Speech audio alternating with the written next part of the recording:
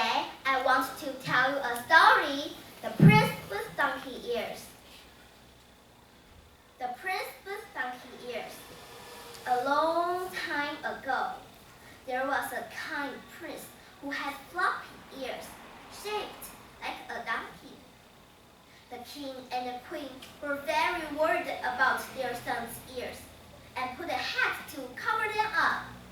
As the prince grew up, he needed a hairdresser. The king told the hairdresser, "You must promise never to tell anyone that our prince has ears shaped like a donkey." The hairdresser kept the promise for many years, but he found it getting harder and harder to keep the secret. One morning, the hairdresser walked out of the village, for he was all alone, and began to dig.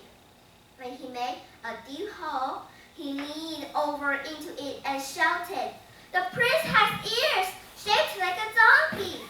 The prince has ears shaped like a donkey!" This poor man felt much better.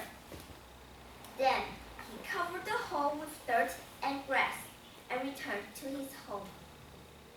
A seed of reeds landed on the top of the hole. Many years later, it grew into a field of reeds. One day, a young boy picked the piece of reed and made it into a whistle.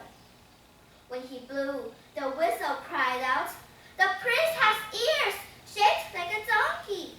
The prince has ears shaped like a donkey!" The boy quickly ran with the whistle and played in front of all the children of the village.